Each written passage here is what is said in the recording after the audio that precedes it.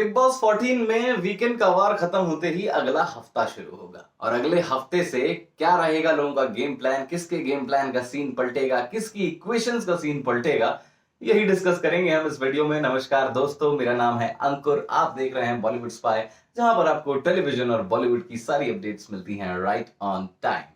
आपको बता दूं कि वीकेंड का वार के बाद काफी सारे बदलाव देखने को मिलते हैं, क्योंकि सलमान खान वीकेंड का वार पर आते हैं और सबको बताते हैं कि वो बाहर कैसे दिख रहे हैं, उनका गेम प्लान कैसा चल रहा है और जनता उनको किस तरीके से रिसीव कर रही है। राइट, काफी बार वो बताते हैं कि आप ठीक कर रहे हैं कि नहीं कर रहे हैं, आपका डायरेक्शन गलत जा रहा है या सही जा रहा है, आपके किसी स्टेटमेंट को लेकर वो आपको समझाते हैं और कुछ ना कुछ ऐसा बताते रहते हैं, एक तरीके से गाइड कर जाते हैं कि आपने क्या करना है और क्या नहीं करना है। तो चलिए इस वीडियो में डिस्कस करते हैं कि वीकेंड का वार के बाद आने वाले हफ्ते में कैसा रहेगा कंटेस्टेंट्स का गेम प्लान, किस में क्या बदलाव देखने को मिल सकते हैं, कौन क्या अलग अंदाज से करता हुआ नजर आएगा। सबसे पहले बात करते हैं राहुल वैद्य की। इस हफ्ते राहुल वैद्य की जमकर तारीफ हुई, विलेन की सीट पर भी हीरो बनकर निकले, तो ये कमाल का रहा उनके लिए। लेकिन अब राहुल वैद्य के लिए देखने वाली बात ये होगी, क्योंकि जब भी इस घर में किसी कंटेस्टेंट की तारीफ होती है तो थोड़ी सी दिमाग में हवा भर जाती है, थोड़ा सा एटीट्यूड आ जाता है, कई बार सक्सेस पचा नहीं पाते हैं। तो यहाँ राहुल वैद्य को थोड़ा सा केयरफुल रहना होगा और देखना होगा कि कहीं भावनाओं में बह ना जाए और एकदम से ये जो सक्सेस मिली है, एकदम से तारीफें मिली हैं, इसको इजीली गल्प इन कर पाए, इसको पचा पाए। इसके अलावा लोगों का नजरिया बहुत बदलने वाला है राहुल वैद्य को लेकर, यानी कि लोगों से मेरा मतलब है घर के अंदर के कंटेस्टेंट्स, क्योंकि राहुल वैद्य की लगातार 2 हफ्तों से इतनी तारीफ हो रही है और इस हफ्ते में तो इतनी ज्यादा तारीफ हुई है, टॉप मोस्ट कंटेस्टेंट बन के सामने आए हैं, टॉप 5 में जगह बनाई है और लेटेस्ट रैंकिंग जो मैंने आपको बताई थी उसमें तो नंबर 1 राहुल वैद्य नजर आ रहे हैं। तो अब क्योंकि राहुल वैद्य की इतनी स्ट्रॉन्ग पोजीशन हो गई है तो बहुत सारे लोगों का जो है वो नजरिया बदलता हुआ दिखाई देगा। कैसे बदलेगा?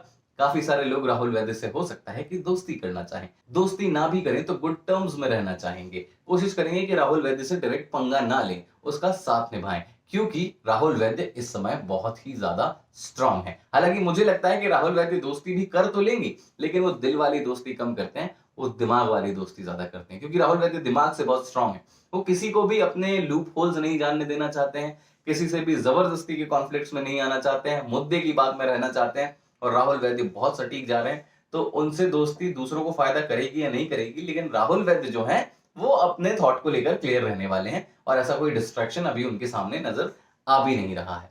अब दूसरे नंबर पर बात करते हैं हम रुबीना दिलैक की। रुबीना दिलैक को पिछले 2 हफ्तों से, इनफैक्ट 3 हफ्तों से बहुत समझाया जा रहा है। सलमान खान हर हफ्ते आकर रुबीना दिलैक को समझाते हैं और इस बार तो उनको पपेट मास्टर भी कह दिया गया है, यानी कि ये इल्जाम उन पर लगा है कि वो लोगों को इन्फ्लुएंस कर रही हैं और काफी बार वो गलत दिशा में लोगों को ले जा रही हैं, गलत दिशा में भटका रही हैं, जो कि उनको तो नुकसान कर ही रहा है और जो उनका साथ निभा रहा है या उनको फॉलो कर रहा है उनको भी नुकसान पहुंचा रहा है। उनकी काफी सेंटेंसेस पर भी सवाल उठाए गए, जैसे कि परवरिश वाले सेंटेंस पर सवाल उठाए गए कि आपको इस तरीके की बात नहीं करनी चाहिए क्योंकि आप सीधे किसी के माँ बाप पर उंगली उठा रही हैं। उनसे ये भी कहा गया कि आपको अपना गेम प्लान, आपका पैशन लगता है, कोई दूसरा करे तो आपको हिंसा लगता है।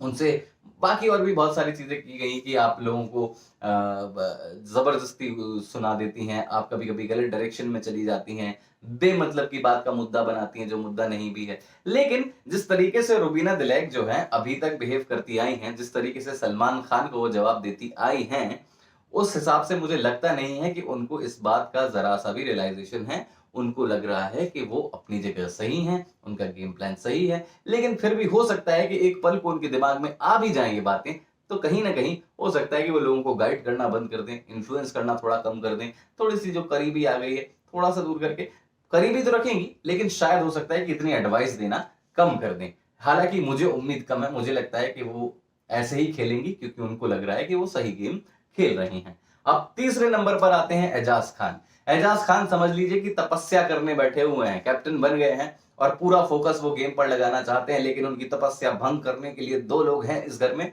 जो कि इस हफ्ते भी मुझे लगता है कि कोशिश करेंगे कि एजाज की तपस्या भंग हो जाए। एक है कविता कौशिक, क्योंकि भाई उन्होंने तो जो दोस्ती वाला मुद्दा निकाला है और जैसे जैसे वो दुश्मनी में बदलता जा रहा है, मुझे नहीं लगता है कि इस हफ्ते भी वो मुद्दा शांत रहेगा।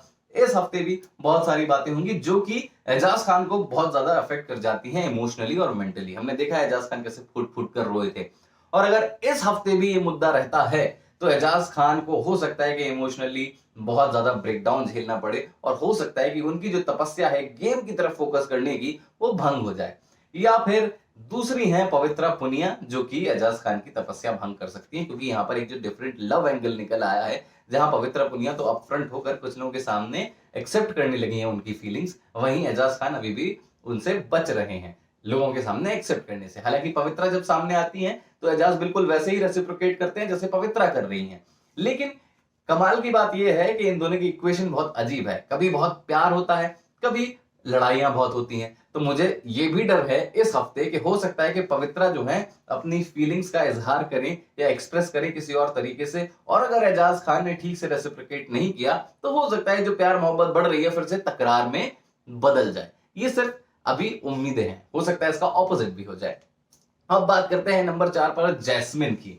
जैस्मिन भसीन को 2 हफ्ते से सलमान खान समझा रहे हैं। पिछले हफ्ते भी बोला था कि आप दिखाई नहीं दे रही हैं, आपको ऐसे नहीं करना चाहिए, दिखो, सामने आओ। कहीं ना कहीं इनडायरेक्टली बताना चाह रहे थे कि आप जब से रुबीना के साथ आई हैं तब से आप थोड़ी ना ओवरशैडो हो गई हैं, मतलब रुबीना ज्यादा हाईलाइट हो रही हैं, आप दब रही हैं, आप दिखाई नहीं दे रही हैं। हालांकि उसके बाद वो दिखाई दी तो सलमान खान ने ये भी कहा कि आप मेरी एडवाइस गलत ले गई, मैंने इस तरीके से दिखाई देने को नहीं कहा था। यहाँ पर वो राहुल वैद्य और जैस्मिन भसीन की लड़ाई पर बात कर रहे थे, जहां पर जैस्मिन भसीन कंप्लीटली गलत सामने निकलकर आई, जो कि सलमान खान ने उनको आसान भाषा में समझाया। अब जैस्मिन भसीन इस हफ्ते क्या गेम प्लान रखेंगी, चलिए इस पर बात करते हैं। मुझे लगता है कि अगर उनको थोड़ी भी बात सलमान खान की समझ में आएगी तो हो सकता है कि वो रुबीना दिलैक से दूरियां बना ले, और अगर दूरियां नहीं भी बनाएंगी तो हो सकता है कि दोस्ती रखें लेकिन इन्फ्लुएंस होना कम कर दें। हो सकता है कि रुबीना दिलैक के मुद्दों में पड़ना बंद कर दे। लेकिन जिस तरीके से वो दोस्ती निभा रही है मुझे नहीं लगता है कि वो दोस्ती तोड़ पाएंगी रुबीना दिलैक से, या फिर उनको अभी भी यही लगेगा कि मैं बहुत सही जा रही हूं।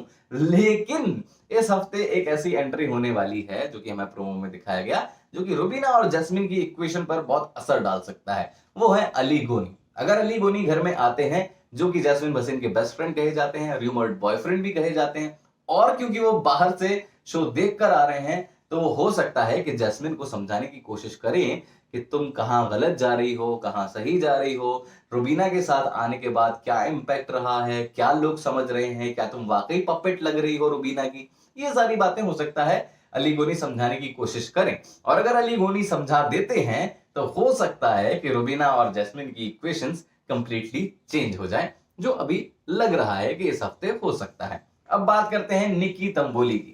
निकी तंबोली शुरुआती 2 हफ्तों में एकदम हाईलाइटेड रही, फिर थोड़ी सी सटल हो गई, अभी सटल ही चल रही हैं। लेकिन निकी तंबोली की एक खासियत है कि वो हमेशा जहां वजन भारी होता है वहीं जाकर टिक जाती हैं। तो यहाँ पर इस हफ्ते तो राहुल वैद्य का वजन भारी रहा है, बहुत तारीफ की गई है वीकेंड का वार में। तो मुझे लगता है कि निकी तंबोली जो है वो राहुल वैद्य से थोड़ी सी दोस्ती और गाढ़ी करेंगी। हालांकि वो इस हफ्ते के आखिर में थोड़ा खिंचाई वाले मोड में आ गई थी राहुल के लिए, लेकिन अब क्योंकि बहुत सारी तारीफ हो गई है राहुल वैद्य की, तो हो सकता है वो फिर से राहुल वैद्य को ग्रिप में लें और वो दोस्ती बनाए रखें। वहीं निकी तंबोली को साइड किक्स चाहिए ही होते हैं, या तो राहुल वैद्य या जान। अब देखिए जान तो ऐसा है कि जान तो हमेशा ही निकी तंबोली के साथ है, चाहे लड़ाई हो जाए, चाहे निकी तंबोली गालियां दे दे, कुछ भी कर दे, जान घूम फिर के निकी तंबोली के पास आ ही जाते हैं। लेकिन राहुल वैद्य जो है वो निकी तंबोली से दोस्ती तो करेंगे, फिर से रिपीट कर रहा हूं कि राहुल वैद्य दिमाग से दोस्ती करते हैं, इतना भाव देते नहीं है, नॉर्मल जितनी बातचीत होती है उतनी ही रखते हैं। लेकिन निकी तंबोली पूरी कोशिश करेंगी कि यहां राहुल वैद्य को ग्रिप में लिया जाए। अभी तक ठीक चल रहा है निकी तंबोली का गेम, लेकिन थोड़ा सा बीच में डल हो गई है। अब लेकिन वो फिर से मुझे लग रहा है कि उनको रियलाइज होगा और वो फिर से अपने गेम प्लान के हिसाब से वही करेंगी, राहुल वैद्य से दोस्ती करती हुई नजर आएंगी। 6वें नंबर पर पवित्र पुनिया की बात करते हैं। पवित्र पुनिया अभी तक बहुत सही जा रही थी शो में, लेकिन अब उनको प्यार का कीड़ा काट गया है भाई, है ना। और ये प्यार का कीड़ा जो है बिग बॉस के इतिहास में काफी लोगों की जर्नी को खराब कर चुका है। हम देख चुके हैं कि जो भी इस शो में प्यार में पड़ता है उसकी जर्नी कब खत्म होती है और कहां खो जाती है किसी को पता नहीं चलता। और अभी पवित्र पुनिया के साथ यही हो रहा है, क्योंकि उनका फोकस शिफ्ट हो गया है अब एजाज खान पर। खेल से ज्यादा वो एजाज खान पर फोकस कर रही हैं, उनके लिए दिल वाली रोटियां बना रही हैं, कभी कुछ कर रही हैं, कभी कुछ कर रही हैं। कोई एजाज पर सवाल उठा रहा है तो पवित्र पुनिया जाकर खड़ी हो जाती हैं। तो यहां पर मुझे लग रहा है कि पवित्र पुनिया का गेम इस हफ्ते बहुत ज्यादा अफेक्ट होने वाला है, all because of Ejaz Khan, क्योंकि उनका फोकस एजाज खान पर है। और इस हफ्ते भी वो पूरी की पूरी फोकस नजर आने वाली है एजाज खान पर, जितना मुझे समझ में आ रहा है, और जो कि उनके गेम को कहीं ना कहीं थोड़ा सा नुकसान पहुंचा सकता है। अब बात करते हैं कविता कौशिक की। कविता कौशिक का ये वाला हफ्ता जो गुजरा है काफी अच्छा गुजरा। आखिर में उन्होंने पाला बदलने की कोशिश की, इनफैक्ट बदल ही लिया। रुबीना दिलैक के ग्रुप से ज्यादा क्लोज हो गई हैं, लेकिन हमने वीकेंड का वार में देखा कि किस तरीके से रुबीना दिलैक एंड ग्रुप की तगड़ी खिंचाई की है सलमान खान ने, हर एक मुद्दे पर बैश किया है। तो मुझे लगता है कि कविता कौशिक के दिमाग में शायद इस आने वाले हफ्ते में आएगा कि मैंने शायद कोई गलत डिसीजन ले लिया है, मुझे ऐसा नहीं करना चाहिए था, इतनी जल्दबाजी नहीं करनी चाहिए थी, इतनी जल्दी रुबीना दिलैक के ग्रुप में शामिल नहीं होना चाहिए था। और हो सकता है कि कविता कौशिक इस हफ्ते उसकी भरपाई करते नजर आए, हो सकता है वो चीजें न्यूट्रल करते हुए नजर आए, हो सकता है कि वो निकी तंबोली एंड ग्रुप के साथ फिर से दोस्ती करना चाहें, और दोस्ती नहीं तो कम से कम गुड टर्म्स में आना चाहें। यहां पर कविता कौशिक ऐसा करती नजर आएंगी जितना मुझे समझ में आ रहा है, क्योंकि पहले हफ्ते में कई बार कंटेस्टेंट समझ नहीं पाते हैं क्या करना है, लेकिन अब जो है ये दूसरा हफ्ता कविता कौशिक के लिए शुरू होगा। थोड़ा सा सेंटिमेंट समझ चुकी हैं गेम के, थोड़ा सा इक्वेशन समझ चुकी हैं, और उनको रियलाइज भी कहीं ना कहीं हुआ होगा कि जल्दबाजी में कुछ शायद गलती कर दी है, क्योंकि सलमान खान ने भी उनको एक दो जगह टोक दिया। तो हो सकता है कविता कौशिक का गेम बिल्कुल सीन पलटते हुए नजर आ जाए, है ना। अब बात करते हैं हम निशान सिंह मलकानी की। निशान सिंह मलकानी अगर ये बच जाते हैं, सेम कविता कौशिक के साथ भी अगर वो बच जाती हैं तो वो ऐसी दिखाई देंगी, और अगर निशान सिंह मलकानी एविक्शन से बच जाते हैं तो हो सकता है कि उनकी आंखें खुलें, क्योंकि वो पपेट बनाए गए हैं, है ना। कल के टास्क में रुबीना दिलैक के पपेट के तौर पर उनका नाम रखा गया है। हालांकि जिस तरीके से निशान सिंह मलकानी भी रिएक्ट कर रहे थे, मुझे नहीं लगता है कि उनको अभी तक समझ में आया है कि वो कैसे दिखाई दे रहे हैं घर के बाहर। उनको नहीं समझ में आ रहा है कि वो वाकई रुबीना दिलैक के इशारों पर चल रहे हैं, और अगर उनको नहीं समझ में आया इस वीकेंड का वार के बाद भी, और अगर वो बचे रहे, तो मुझे लगता है कि वो इस हफ्ते भी ऐसे ही रहेंगे, ऐसे ही खेलेंगे। और अगर वो कोशिश भी करेंगे ना रुबीना दिलैक के ग्रुप से बाहर निकलने की, तो उन्होंने दूसरे ग्रुप से इतनी इक्वेशंस बिगाड़ ली हैं कि बहुत मुश्किल हो जाएगी निशान सिंह मलकानी के लिए। अब बात करते हैं जान कुमार शानू की। जान कुमार शानू जो है इस हफ्ते भी हलचल में रहे नेपोटिज्म वाले मुद्दे पर, जिस पर सलमान खान ने उनका साथ दिया तो नहीं कहेंगे, हाँ, लेकिन एक तरीके से राहुल वैद्य को समझाया कि वो चीज गलत थी और जान अपनी मेहनत से आया बच्चा, ये उन्होंने कहने की कोशिश की। अब जान कुमार शानू का आने वाला हफ्ता कैसा रहेगा उस पर बात कर लेते हैं। आने वाले हफ्ते में मुझे लगता है कि जान कुमार शानू के दिमाग पर फिर से छाई रहेंगी निकी तंबोली, क्योंकि इतनी लड़ाइयां हुई, सब कुछ हुआ, निकी तंबोली ने इतना सुनाया, उसके बाद भी जान जो है वो वहीं पर हैं। लेकिन मुझे ऐसा लगता है कि जान कुमार शानू जो हैं वो इस बार निकी के साथ साथ राहुल वैद्य से भी दोस्ती करते नजर आ सकते हैं, क्योंकि काफी इक्वेशंस चेंज हो गई हैं। नेपोटिज्म वाले मुद्दे पर लड़ाई जरूर हुई, बाद में राहुल ने माफी मांगी, जो कि राहुल बहुत कम लोगों से मांगते हैं। उसके बाद दिखाई भी दे रहा है कि राहुल इतने ज्यादा स्ट्रांग उभर कर सामने आ रहे हैं, और जिस तरीके से राहुल ने नेपोटिज्म वाले मुद्दे पर एकदम समझदारी से जी सर, हाँ सर किया है, उसके बाद कहीं ना कहीं जान कुमार शानू का भी दिल पिघला होगा। और हमने देखा कि पपेट वाले टास्क में जब रुबीना ने जान का नाम लिया कि मेरा पपेट जान और राहुल है, तब राहुल जान के लिए फाइट करते भी नजर आए। तो वहां पर भी मुझे लगता है कि कहीं ना कहीं इनके बीच इक्वेशन चेंज हो सकती है, और इस हफ्ते राहुल और जान के बीच में दोस्ती देखने को मिल सकती है, जो कि कोशिश की जाएगी जहां तक है कि जान की तरफ से, क्योंकि राहुल तो अपने लोन वॉरियर चल रहे हैं, जो आ रहा है वेलकम, नहीं आ रहा है भीड़ कम, है ना, वो वाला सीन चल रहा है। तो बहुत सही जा रहे हैं राहुल वैद्य और जान कुमार शानू का यही इक्वेशन है, निकी तंबोली, और ज्यादा से ज्यादा वो रहेंगे राहुल वैद्य से दोस्ती करने की कोशिश करेंगे, या एजाज से तो उनकी दोस्ती चल ही रही है।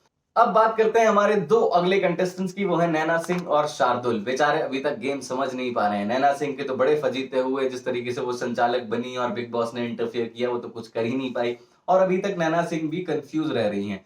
मेजरली वो रुबीना ग्रुप का साइड लेती हैं, लेकिन बीच बीच में इधर भी डोल जाती हैं हल्का सा ऐसे करके, फिर वो इधर आ जाती है, फिर डोल जाती है, पेंडुलम की तरह उनकी हालत हो रही है। तो अभी वो समझ नहीं पा रही है गेम को, हो सकता है इस हफ्ते वो समझने की सिर्फ कोशिश ही कर पाएंगी। वहीं शार्दुल जो है वो तो भैया कुएं में कूद जाते हैं सीधे लोटा लेके, उनको पता भी नहीं चलता कि वो कहाँ कूद रहे हैं, क्यों कूद रहे हैं, क्या वजह है। जैसे हमने देखा है कि वो लड़ाइयों में बीच में ही कूद पड़ते हैं, तो यहाँ पर भी वो ऐसे ही करते हुए दिखाई दे रहे हैं। अब देखते हैं कि आने वाले हफ्ते में, क्योंकि ये हफ्ता उनके लिए कुछ खास रहा नहीं है, तो हो सकता है वो गेम प्लान थोड़ा चेंज करें, कोई ग्रुप फिगर आउट करे कि किसका वो हिस्सा हो सकते हैं और फिर उसमें कूद पड़े। ये देखने वाली बात होगी। हालांकि इनका मामला कमजोर ही नजर आ रहा है। वो तो अच्छा हुआ कि ये दोनों रेड जोन में नहीं है, अगर ये रेड जोन में होते तो हो सकता है इस बार डबल एविक्शन में ये बाहर भी हो जाते, हालत तो ऐसी लग रही है ना। तो देखते हैं अब आने वाले हफ्ते में क्या होता है। मुझसे कुछ मिस हो गया हो, आपको लगता हो कि कुछ और भी ऐड कर सकते हैं, आपको लगता है कि ये भी हो सकता है आने वाले हफ्ते में, तो कमेंट सेक्शन खुला है मेरे भाई, जम के कमेंट करो, बताओ क्या सोचते हो आप कि आने वाले हफ्ते में कैसे सीन पलटेगा, क्या कुछ रहेगा। इंतजार करूंगा मैं आपके कमेंट्स का। मेरा नाम है अंकुर, आप देख रहे हैं बॉलीवुड स्पाई।